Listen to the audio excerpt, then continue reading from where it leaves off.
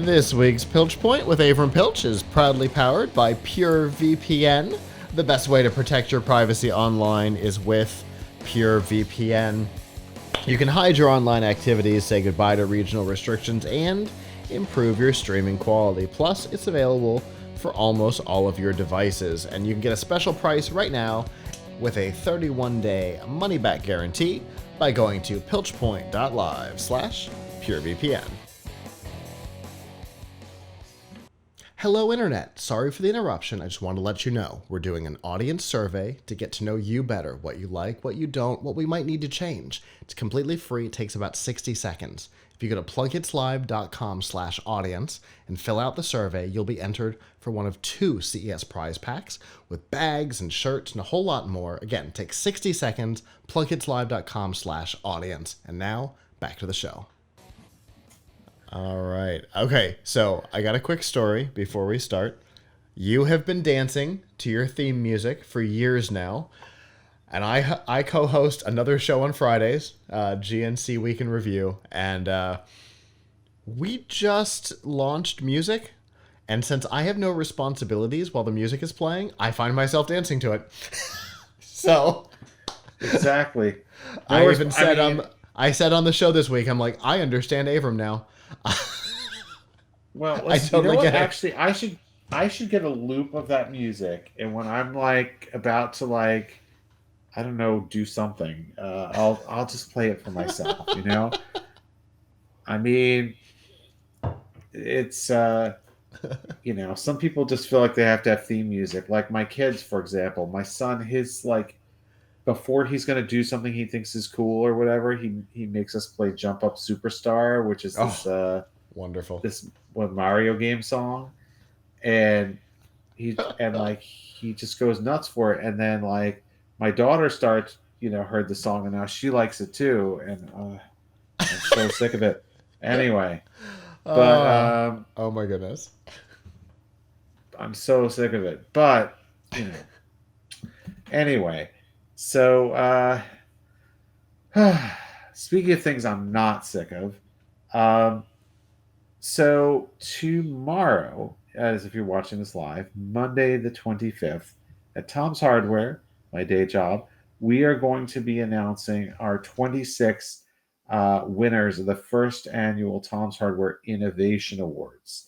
We will be doing the announcement at 3 p.m. Eastern. We have an article on our homepage that points you to the live stream, and of course we'll be putting up an article at about 3:30 with all the listings in it. I'm going to spoil it a little bit and talk about some of the winners right now to whet everyone's appetite. But before I do that, I'd like to pose the question to you, Scott. We went through the last year, like the last 12 months, so from let's say April of last year through the end of March, the last, say, 365 days or so. Okay. What products did you see that were the most innovative? Now, these could be products that shipped during that period, or they could be things that were announced but not yet shipped, in which case we're judging them based on the potential, but we haven't totally tested them. So what we went through, and we identified 26 of these. All of our editorial staff, we went through and had a long talk about them. We did not say that we had to have one in each product category, so we've got a couple of different 3D printers, and so you don't have to have one for everything. What would you say are innovative products? Not just good products. They don't even have to necessarily, they may not even be the best products, just ones that are different and trying to sort of break some new ground. Okay, so obviously the time where I pull most of my interesting stuff from tends to be our CES coverage. And I've got a couple from our CES coverage this year. Some from myself and some that I'm going to say that our viewers probably agree with, because one of these videos has been unbelievably popular for us, which suggests that somebody that a lot of people tend to find what they're up to innovative, or at least desirable, right? That is a product called On to Cook. It is essentially the Trivection oven from 30 Rock. Anybody who was a fan of 30 Rock, somebody has essentially made the Trivection oven just in a smaller form factor. It's a really interesting concept. Speeds up the cooking process without all of the nutritional loss of, say, a microwave, while still using microwave technology on a very small level, which I think is a really interesting idea. I know it was a joke on 30 Rock, but it's legitimately, it's almost exactly what these guys put together in real life. And it's been, the video on our YouTube channel has been wildly successful. And no, if you were coming here because YouTube has decided, because I mentioned it again, that that we have any additional information, no, I still don't know a price. I still don't know a release date. And as soon as I do, I will let you know, because we get that question all the time. There's also a company called Lumalore that has this. Do you know it? No, but it sounds familiar. Well, it sounds vaguely familiar. So it is electroluminescent lighting. It's really cool. They were showing it off, essentially being able to put like actual lighting as a sticker on things like bike helmets and things like that. If you could just stick on some things and it could be controlled, you could have turn signals and stuff on your helmet without having to add a bunch of weight and stuff. And it takes basically zero power, which was really impressive. I found that pretty innovative and also useful. Can you turn it on and off, or is it just constantly on? Yeah, you can turn it on and off. Yeah, because they were talking about using it for turn signals on the back of a helmet, for example, or powering it on. They've got an example that's like a stripe down the back, from front to back on a helmet. But they also said it could be integrated, just like my logo. The F5 Live logo is put onto the shirt. This could illuminate if we wanted it to. All pretty cool. That seemed pretty innovative to me. What else did I have? I had one other thing that I saw on here that stuck out to me, but now it is gone. Well, I don't know where it went. I don't remember what the other one was. So I'm going to stop there for right this second until I find something else. Those were two of my favorite non-iterative things from our coverage this year. All right. Is there anyone in the chat room right now who has anything that they thought was particularly innovative in the last year? I don't see anything right now. Hopefully somebody will say something. I will start with some of mine, and if anyone wants to jump in, I'm really excited to hear yours. So we have 26. I'm not going to say I'll spoil the whole thing tomorrow by saying all 26, but let's go with a few selected ones. One of our selections, and this is a really innovative product in the sense that it's really creating. I mean, the desire has been out there for this product, but perfecting it in this way is really, I think, going to lead to a lot of copycats, which is good. The Valve Steam Deck gaming console. So, for sure. We have seen. I wish I had one here to show. We have seen PCs that were in a handheld form factor before. There's some small companies that made them, and they didn't. I don't think a lot of people have bought those. The HD Mini or something like that. Yeah, like the Win. That's it called, the Win PD or something. Yeah. There are a couple of companies like that. Notice that you haven't seen like a major company get in, although uh, you have seen companies sort of tease at it or do things like Android or whatever, but like Valve is responsible for Steam. So they have a huge library of games. And in making the Steam Deck, they put Steam OS on it, which is a flavor of Linux, and then they've used uh, Proton, which is a Windows compatibility layer for Linux, to make a lot more of the games play on it. And you can install Windows on it, but it's not really recommended. Uh, and so they have a library of hundreds of games that can run on this handheld console that has kind of the look and feel of a Switch. Although I wish you could actually take the controllers off, but that's another story. But there seems to be a lot of pent up demand for a handheld gaming system that runs PC games. And Valve has actually done it. They've done it at a reasonable price with good quality. And so I think we're going to see more systems like this, and that is a really good thing. And the one that Yeah. they did come out with is really good. So We're waiting on ours. kudos to Valve for not just having a good idea, but having good execution of that idea. Um, Speaking of other things that were, really good ideas with good execution. Um, one that we're announcing tomorrow is the HyperX Cloud Alpha wireless headset. Why? How can you innovate with a wireless headset? I mean, we've had a lot of wireless headsets on the market. I'm wearing one, not a Cloud Alpha. I'm wearing a Logitech headset. But anyway, what makes this one different is that it offers 300 hours of battery life.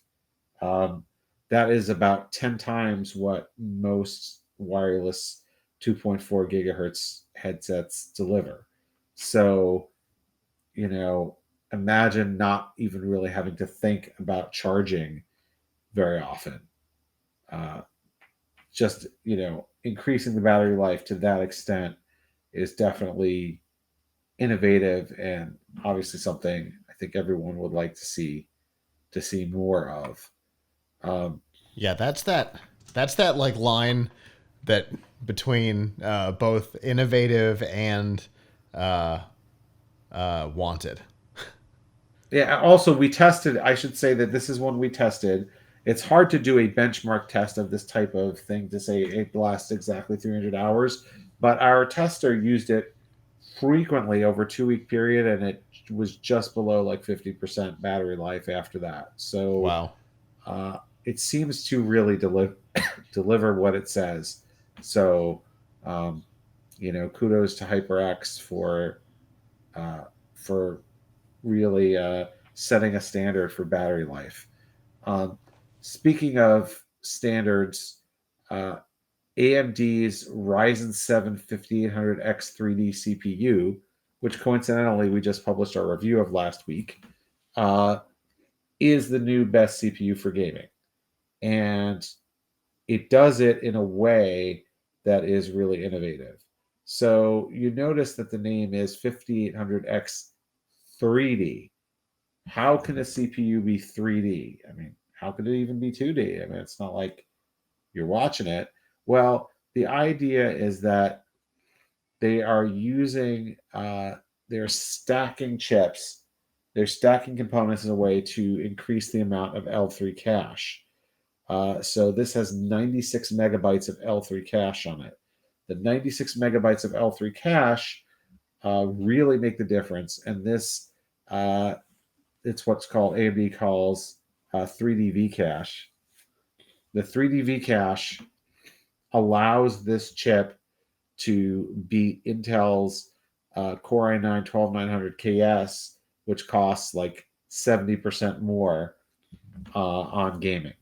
Now, it doesn't mean that it's faster. The Intel is a little bit faster on some non-gaming tasks, but using this 3D V-cache technology, which had previously been used by AMD in some data center chips, but never in a end user CPU before, is a real innovation, and I expect that we'll see more of it, particularly when the company comes out with a new generation of Ryzen chips later this year.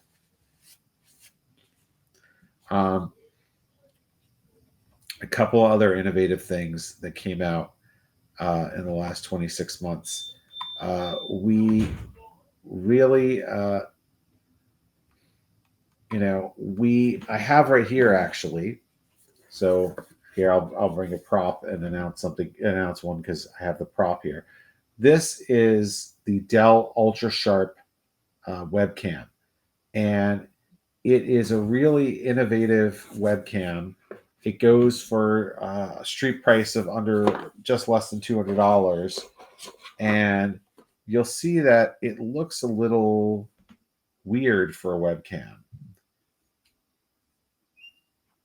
It's got this this cover on is magnetic. That's cool. Right. And then there's a stand, which is over here somewhere. Yes. So I think this is the stand for sticking it onto your monitor. So, whoa, I don't have a lot of experience with sticking this on my monitor, I have to admit. But anyway, magnetic. So this thing operates at 4K. It's not the first 4K webcam, but it is a fantastic 4K webcam. It uses a Sony sensor, really, really good quality. It also could do 60 FPS at 1080p. So for those who are streaming, you can get pretty high refresh rate, pretty high frame rate considering for a webcam at 60 FPS. And the low light performance and the overexposed performance are really excellent. Our reviewer tested this by in front of the window on a sunny day, and that is poison for a webcam. For a normal webcam, your face will be totally in shadow, and the bright light behind you will be what people see. But this webcam was smart enough that it dimmed the window light and brightened her face, and so which no other webcam did nearly as well. So Dell has broken in with a really high quality webcam. They've also innovated in the field of view. This has 3 different fields of views, including 90 degrees, which is really wide. I'm talking to you now on a Logitech C920, and that I think is a 73 or 75 degree field of view. So you could see it's much wider, but you can also operate it at 78 degrees or I think 64 degrees, depending on how tight you want to get into your face. So a really, really neat webcam. And by the way, they really focus on the fact that it's a webcam because it has no microphone in it. A lot of webcams have a built-in mic, which is somewhat of a convenience. But you know what? If you're really serious about your camera, then you probably want to be serious about your mic too, and have a podcast mic. So this is another really innovative product from the last year. We've got a bunch more that I could talk about, but I think we'll save some of those for tomorrow's broadcast at 3 p.m. Come to tomshardware.com and you can see more of these. We've got a lot of really neat things on our list, and we'll be talking about it.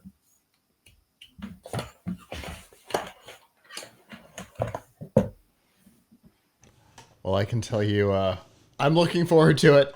That was the things that we showed off there. I was shocked, honestly. I know you said Dell, and I absolutely heard Logitech because I just assumed it's a great webcam. It must be Logitech. Right? I was shocked. No, Logitech actually has again. not. Logitech actually needs to. I mean, their traditional webcams, the C920, which has been around forever, and the variants of it, the C922, whatever, the C930, which is sort of a business version, they're all great, and considering the price that you pay for them, like $70, they're still probably the best value around in webcams. Yeah. But on the high end, Logitech is not actually in a great place. They have a 4K camera called the Brio that's been out for a few years. Mm-hmm. It's not nearly as good as this Dell. Uh, they're all, so if you are a streamer, if you are doing a show like this show right here, you might, and you want the best quality webcam, then the Dell UltraSharp webcam is it. Um, we have another webcam on our list tomorrow that uses some interesting technology, and is quite a bit more expensive than the Dell, and beats it on a couple of things and loses to it on a couple of others. But as far as what I would get if I were buying a webcam and I could spend, say, up to $200 on it, I would get the Dell UltraSharp webcam without a doubt. It is a fantastic, fantastic camera. And one thing I think we've all Impressive. learned over the last couple of years is having a good camera matters. Yeah, it does. Yeah, I out in mission control. I had been running a 920 flat from like when they came out, and I replaced it with the Razer one. Which, the Very Keo happy Pro? with it. Yeah, The yeah. Keo or the Keo Pro? Keo Pro. The Keo Pro is another competitor to this. It's really not bad. It does pretty good low light, but Dell is better. The Dell UltraSharp is better. Well, we had a relationship with them for a while. I'll just leave it at that. Yeah. No, it's a good, But it's a good webcam. I've been real happy with it, But especially I think on Thursday, somebody did a sale on them again for half price, and at $99, it's a heck of a deal. Yeah, no, that is a good deal. I mean, this is still expensive. Yeah. It lists for 200, but I've seen it selling for like 180 something. So yeah, it's still expensive, and for some folks they might be annoyed that it has no microphone in it. Sure. So yeah, but it is, far as low light performance and the really wide field of view, Yeah, that's it's cool. just fantastic. That's cool. Well, I'm looking forward to the stream tomorrow. You said 3:00. Where are we going to 3 be? o'clock Is it Eastern. Go to tomshardware.com, and we have embedded the YouTube. It's also on our YouTube channel, okay? youtube.com/tomshardware. But we have an article up. Will be on the homepage that actually has a video embedded in it, so you can watch. And then if you aren't there to watch, our full article about it's also going to go up at 3:30. So Perfect. Well, I will be there at 3 for sure. I've already set an alarm while you were Right. talking about the couple of items. I'm very excited about it. And as always, thank you. And I look forward to what we talk about next time.